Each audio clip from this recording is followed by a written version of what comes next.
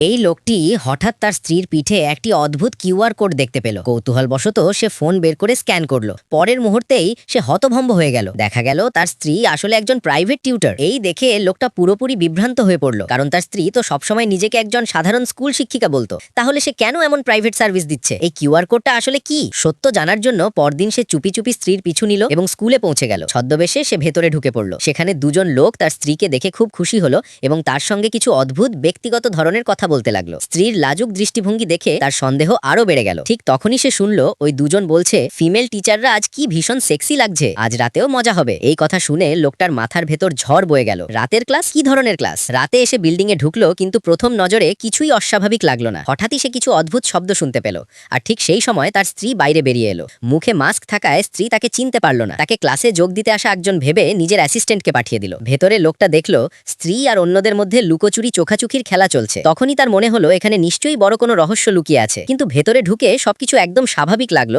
তাই তার সন্দেহ একটু কমে গেল। ঠিক তখনই সে দেখলো কয়েকজন মহিলা দৌড়ে একটি নির্দিষ্ট ঘরে ঢুকে গেল, আর সেই ঘর থেকেই আসছে সেই অদ্ভুত শব্দ। এবার সে বুঝে গেল এই ঘরেই কিছু লুকানো আছে। সে ভেতরে ঢুকতে চাইলে অ্যাসিস্ট্যান্ট তাকে থামিয়ে দিল। তাকে অন্য একটি ক্লাসরুমে নিয়ে গিয়ে স্কুলের সার্ভিস সম্পর্কে বোঝাতে লাগলো এবং শেষে জিজ্ঞেস করলো, আপনি কি পান করবেন? লোকটা স্বাভাবিকভাবে বলল, আইসড আমেরিকানো। অ্যাসিস্ট্যান্ট চলে যেতেই সে দ্রুত সেই রহস্যময় ঘরের দিকে দৌড়ালো। ঠিক তখনই পেছন থেকে একটি কণ্ঠ ভেসে এলো, ক্লাস কেমন লাগলো? সে ঘুরে দাঁড়িয়ে সরাসরি জিজ্ঞেস করলো, ওই ঘরের ভেতরে কি আছে? মহিলাটি মুচকি হেসে বলল, ওটা আমাদের প্রাইভেট ক্লাসরুম, সেখানে শুধু স্কুলের মেম্বাররাই যেতে পারে। সাবস্ক্রাইব করুন, পরের পার্ট খুব তাড়াতাড়িই আসছে।